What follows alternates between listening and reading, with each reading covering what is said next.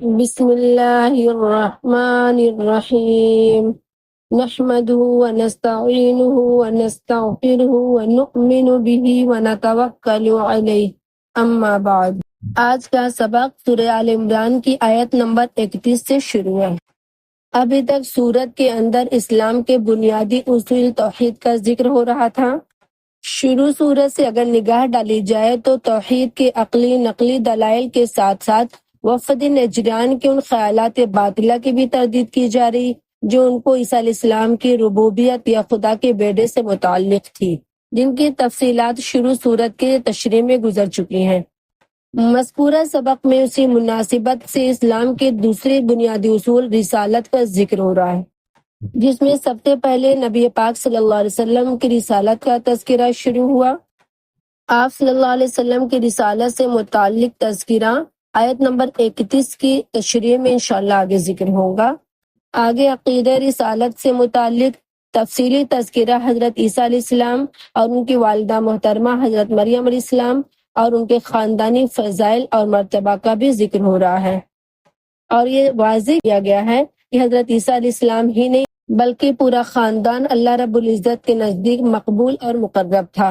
جو کسی تفصیل اور تشریح کے محتاج نہیں ہے بلکہ خود قرآن کریم کے الفاظ اور آیات سے صاف اور واضح ہیں۔ اس مختصر توضیح کے بعد اس سبق کی پہلی آیت نمبر 31 کے الفاظ یہ ہیں: اعوذ باللہ من الشیطان الرجیم، بسم اللہ الرحمن الرحیم، قل ان کنتم تحبون اللہ فاتبعونی یحببکم اللہ ویغفر لکم ذنوبکم واللہ غفور رحیم۔ آیت مبارکہ کا لفظی ترجمہ: قل آپ کہہ دیجئے، ان اگر کنتم تم سب ہو، تحبون محبت کرتے ہو یعنی رکھتے ہو، اللہ فاتبعونی تو تم سب میری اتباع کرو یعنی پیروی کرو، یحببکم تم سے محبت کرے گا اللہ ویغفر لکم اور تمہیں بخش دے گا، ذنوبکم گناہ تمہارے، واللہ اور اللہ غفور بخشنے والا رحیم مہربان ہے۔ آیت مبارکہ کا مکمل ترجمہ: اے پیغمبر صلی اللہ علیہ وسلم آپ لوگوں سے کہہ دیجئے اگر تم اللہ تعالیٰ سے محبت رکھتے ہو تو میری اتباع کرو اور اللہ تم سے محبت کرے گا، تمہارے خاطر تمہارے گناہ معاف کر دے گا اور اللہ بہت معاف کرنے والا بڑا مہربان ہے۔ اس آیت کے اندر اللہ رب العزت کی محبت کو رسول پاک صلی اللہ علیہ وسلم کی محبت سے جوڑا گیا ہے۔ محبت ایک مخفی چیز ہے، کسی کو کسی سے محبت ہے یا نہیں اور کم ہے یا زیادہ اس کا کوئی پیمانہ نہیں ہوتا ہے، بلکہ حالات اور معاملات سے اندازہ کیا جاتا ہے۔ محبت کی کچھ آثار اور علامات ہوتی ہیں، ان سے پہچانا جاتا ہے۔ اسی طرح جو لوگ اللہ تعالیٰ سے محبت کے دعوے دار اور محبوبیت کی تمنا رکھتے ہیں، اللہ تعالیٰ ان کو ان آیات پہ اپنی محبت کا ایک معیار بتلا رہے ہیں۔ اگر دنیا میں آج کسی شخص کو اپنے مالک حقیقی کی محبت کا دعویٰ ہے تو اس کے لیے لازم ہے کہ اس کو اتباع محمدی صلی اللہ علیہ وسلم کی کسوٹی پر آزمانا چاہیے، سب کھرا کھوٹا معلوم ہو جائے گا۔ جو شخص اپنے دعوے میں جتنا سچا ہوگا اتنا ہی حضور اکرم صلی اللہ علیہ وسلم کی اتباع کا زیادہ اہتمام کرے گا، آپ صلی اللہ علیہ وسلم کی لائی ہوئی روشنی کو اپنا مشعل راہ بنائے گا، اور جتنا اپنے دعوے میں کمزور ہوگا اسی قدر آپ صلی اللہ علیہ وسلم کی اطاعت میں سستی اور سنتوں سے دوری ہوگی۔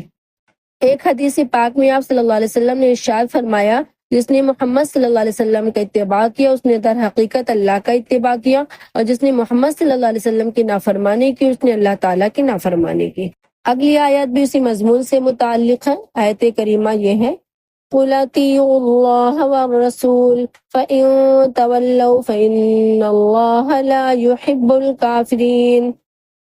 آیت مبارکہ کا لفظی ترجمہ: قل آپ کہہ دیجئے، اطیعوا تم سب اتباع کرو، اطاعت کرو، اللہ والرسول اور رسول، فإن پھر اگر تولوا وہ پھر جائیں، فإن تو بے شک اللہ لا يحب نہیں پسند کرتا ہے، دوست رکھتا ہے الکافرین کافر۔ آیت مبارکہ کا مکمل ترجمہ: آپ صلی اللہ علیہ وسلم کہہ دیجئے کہ اللہ اور رسول کی اطاعت کرو، پھر بھی اگر منہ موڑو گے تو اللہ کافروں کو پسند نہیں کرتا یعنی محبت نہیں کرتا ہے۔ اگلی آیات میں انبیاء سابقین کا تذکرہ مختصر انداز میں آپ صلی اللہ علیہ وسلم کی تسلی کے لیے فرمایا گیا، جس میں سب سے پہلے پیغمبر اور آدم اول حضرت آدم علیہ السلام کا ذکر، اور آدم ثانی اور دوسرے پیغمبر حضرت نوح علیہ السلام کا، اسی طرح سلسلہ حضرت ابراہیم علیہ السلام، اور اشارہ آل عمران یعنی عیسیٰ علیہ السلام کے گھرانے کا تذکرہ ہو رہا ہے۔ آیت کریمہ یہ ہے، ان اللہ اصطفى آدم ونوحا وآل ابراہیم وآل عمران علی العالمین ذریۃ بعضها من بعض واللہ سمیع علیم۔ آیت مبارکہ کا لفظی ترجمہ، ان بے شک اللہ اصطفیٰ چن لیا آدم علیہ السلام، ونوحا اور نوح علیہ السلام، وآل ابراہیم اور ابراہیم علیہ السلام کا گھرانہ، وآل عمران اور عمران کا گھرانہ، اللہ پر عالمین سارے جہان، ذریتاً اولاد، بعضها و ایک، من سے، بعضن بعض دوسرے، واللہ اور اللہ سمیع سننے والا، علیم جاننے والا ہے۔ آیت مبارکہ کا مکمل ترجمہ، اللہ تعالیٰ نے آدم علیہ السلام، نوح علیہ السلام، ابراہیم علیہ السلام کے خاندان اور عمران کے خاندان کو چن کر تمام جہانوں پر فضیلت دی۔ یہ ایسی نسل تھی جس کے افراد نیکی اور اخلاص میں ایک دوسرے سے ملتے جلتے تھے، اور اللہ ہر ایک کی بات سننے والا ہے، ہر چیز کا علم رکھتا ہے۔ اب یہاں سے حضرت مریم علیہ السلام کا مفصل واقعہ شروع ہو رہا ہے۔ مریم علیہ السلام کے والد ماجد کا نام عمران تھا، ان کی والدہ کا نام کتاب میں حنا مذکور ہے۔ اللہ رب العزت نے ان کے خاندان کو کچھ خصوصیات سے نوازا تھا، اس لیے آل عمران کے نام کے ساتھ ہی سورت کا نام رکھا گیا، جن کی تفصیلات شروع سورت میں گزر چکی ہیں۔ یہاں واقعے پر پھر مختصر روشنی ڈالتے ہیں، پھر آیت کریمہ سمجھنے میں انشاءاللہ آسانی ہوگی۔ حضرت عمران بیت المقدس کے امام تھے، ان کی اہلیہ کا نام حنا مذکور ہے۔ ان کے کوئی اولاد نہیں تھی، اس لیے انہوں نے نظر یعنی منت کی تھی کہ اگر ان کے کوئی اولاد ہوگی تو اسے بیت المقدس کی خدمت کے لیے وقف کر دیں گے، کیونکہ اس زمانے میں مسلمانوں کا قبلہ بیت المقدس تھا اور عبادت گاہوں میں بیت المقدس کو سب سے زیادہ فضیلت حاصل تھی۔ لیکن جب حضرت مریم علیہ السلام پیدا ہوئی تو حضرت عمران کا انتقال ہو چکا تھا۔ حضرت حنا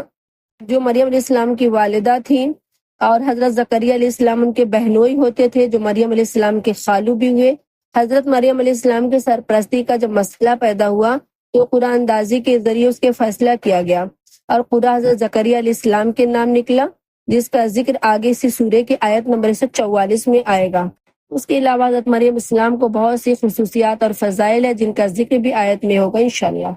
مذکورہ واقعے کی سب سے پہلی آیت مبارکہ یہ ہے، اذ قالت امرأة عمران رب انی نذرت لك ما في بطنی محررا فتقبل منی انك انت السمیع العلیم۔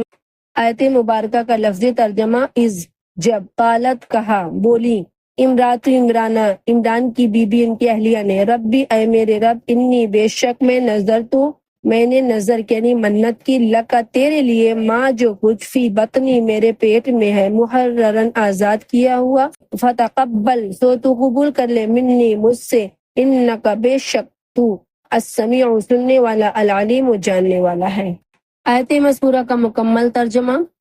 اللہ رب العزت کے دعا سننے کا وہ وقت بھی یاد کرو جب عمران کی بیوی نے کہا تھا کہ اے میرے رب، میں نے نظر مانی ہے کہ میرے پیٹ میں جو بچہ ہے میں اسے ہر کام سے آزاد کر کے تیرے لیے وقف رکھوں گی، میری اس نظر کو قبول فرما، بے شک تو سننے والا، ہر چیز کا علم رکھنے والا ہے۔ اس واقعے سے متعلق اگلی آیت، فَلَمَّا وَضَعَتْهَا قَالَتْ رَبِّ إِنِّي وَضَعْتُهَا أُنثَىٰ وَاللَّهُ أَعْلَمُ بِمَا وَضَعَتْ وَلَيْسَ الذَّكَرُ كَالْأُنثَىٰ وَإِنِّي سَمَّيْتُهَا مَرْيَمَ وَإِنِّي أُعِيذُهَا بِكَ وَذُرِّيَّتَهَا مِنَ الشَّيْطَانِ الرَّجِيمِ۔ آیت مذکورہ کا لفظی ترجمہ، فلما سو جب، وضعتها اس نے اس کو جنم دیا، قالت اس نے کہا، اے میرے رب،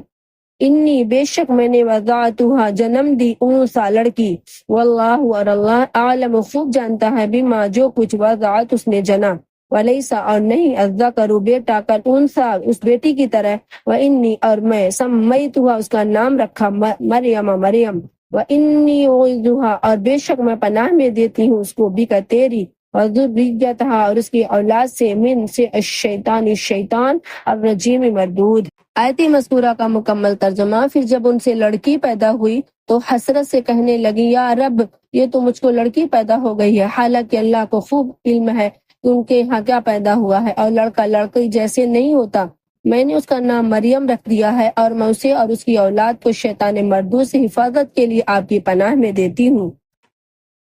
فَتَقَبَّلَهَا رَبُّهَا بِقَبُولٍ حَسَنٍ وَأَنبَتَهَا نَبَاتًا حَسَنًا وَكَفَّلَهَا زَكَرِيَّا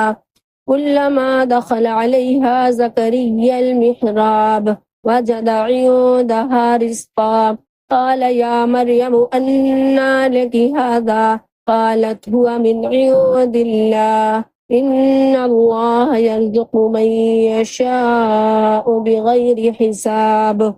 آیت مبارکہ کا لفظی ترجمہ، فتقبلها سو قبول کیا اس کو، ربها اس کے رب نے، بقبول قبولیت، حسن اچھا، وانبتها اور پروان چڑھایا ان کو یعنی مریم علیہ السلام کو، نباتن بڑھانا، حسنا اچھا، وکفلها اور سپرد کیا اس کو، زکریا علیہ السلام کو، کلما جس وقت دخل داخل ہوتے علیہ ان کے پاس، زکریا علیہ السلام، المحراب محراب یعنی حجرے میں، وجدہ پایا، اندہا ان کے پاس، رزقا کھانا، قالا انہوں نے کہا، زکریا علیہ السلام نے کہا، یا مریم اے مریم، انا کہاں، لکی تیرے لیے، حاضا یہ، قالت مریم علیہ السلام نے کہا یعنی بولی، ہوا یہ، من سے، اندی پاس، اللہ انا بے شک اللہ یرزق رزق دیتا ہے، من جسے یشاء چاہتا ہے، بغیر حساب یعنی بے حساب۔ آیت مذکورہ کا مکمل ترجمہ، پھر قبول کیا اس کو یعنی اس بچی کو اس کے رب نے اچھی طرح سے قبول کرنا، اور بڑھایا اس کو اچھی طرح سے بڑھانا، اور سپرد کی زکریا علیہ السلام کو، جس وقت آتے ان کے پاس زکریا علیہ السلام حجرے میں، پاتے ان کے پاس کچھ کھانا پہلے سے موجود۔ زکریا علیہ السلام نے کہا، مریم کہاں سے آیا تیرے پاس؟ یہ کہنے لگی، یہ اللہ کے پاس سے آتا ہے، اللہ رزق دیتا ہے جس کو چاہتا ہے، بے حساب۔ یہاں تک آیت مبارکہ کے اندر جو واقعہ ذکر ہوا ہے اس کا حاصل یہ ہے کہ حضرت مریم علیہ السلام کی والدہ ان کو لے کر مسجد بیت المقدس میں پہنچی۔ وہاں کے مجاورین اور عابدین میں سے، جن میں حضرت زکریا علیہ السلام بھی تھے، اس لڑکے کے پالنے کے لیے خواہش مند ہوئے۔ ان کے والد حضرت عمران علیہ السلام اس مسجد کے امام تھے، جو ان کی حالت حمل میں ان کی وفات ہو چکی تھی، ورنہ وہ سب سے زیادہ مستحق اس کے لینے کے تھے۔ ایک لڑکی کے باپ بھی تھے اور مسجد بیت المقدس کے امام بھی تھے، اس لیے ہر شخص ان کو لینے اور پالنے کی خواہش رکھتا تھا۔ حضرت زکریا اسلام نے اپنی ترجیح کی یہ وجہ بیان فرمائی کہ میرے گھر میں ان کی خالہ ہیں، وہ بمنزل ماں کے ہوتی ہیں، اس لیے ماں کے بعد وہی رکھنے کے مستحق۔ لیکن لوگ اس پر متفق نہیں ہوئے۔ آخر قرآن اندازی میں اتفاق قرار پایا اور اللہ کی جانب سے یہ فیصلہ ہوا کہ حضرت زکریا علیہ السلام حضرت مریم علیہ السلام کی پرورش کریں گے۔ چنانچہ حضرت مریم علیہ السلام ان کو مل گئی، اور انہوں نے بعض روایات کے مطابق ایک انا کو نوکر رکھ کر دودھ بھی پلوایا، اور بعض روایات میں ہے کہ دودھ پینے کی ان کو حاجت ہی نہیں ہوتی تھی۔ یہاں غرض وہ خود اٹھنے بیٹھنے لگی۔ ان کو مسجد کے متعلق ایک عمدہ مکان میں لا کر رکھا۔ جب کہیں جاتے ان کو قفل یعنی تالا لگا کر کے جاتے، پھر آ کر کے جب کھولتے۔ اسی قصہ کا ذکر اگلی آیت میں ہے۔ جب کبھی حضرت زکریا علیہ السلام ان کے پاس اسی عمدہ مکان میں جن میں ان کو رکھا تھا تشریف لاتے، تو ان کے پاس کچھ کھانے پینے کی چیزیں موجود پاتے، اور یوں فرماتے کہ اے مریم، یہ چیزیں تمہارے واسطے کہاں سے آئیں؟ جبکہ مکان مقفل یعنی تالا لگا ہوا ہے، باہر سے کسی کے آنے جانے کا کوئی امکان ہی نہیں، گنجائش ہی نہیں۔ وہ کہتی ہیں کہ اللہ تعالیٰ کے پاس سے جو خزانے غیب ہے اس میں سے آتی ہیں۔ بے شک اللہ تعالیٰ جس کو چاہتے ہیں بلا استحقاق رزق عطا فرماتے ہیں، جیسا اس موقع پر محض اپنے فضل سے بے مشقت مجھے عطا فرمایا۔ اب چونکہ حضرت مریم علیہ السلام کے پاس اللہ رب العزت کی قدرت سے بے موسم کے پھل آیا کرتے تھے، حضرت زکریا علیہ السلام نے جب اس کا مشاہدہ کیا اور بار بار یہ بات دیکھی، تو ان کی توجہ ہوئی کہ جو خدا ان کو بے موسم کے پھل دیتا ہے، وہ مجھے اس بڑھاپے میں اولاد کی نعمت بھی دے سکتا ہے۔ چنانچہ اسی وقت حضرت زکریا علیہ السلام نے اللہ رب العزت سے اولاد کی دعا مانگی، جس کا ذکر انشاءاللہ اگلے سبق میں ہوگا۔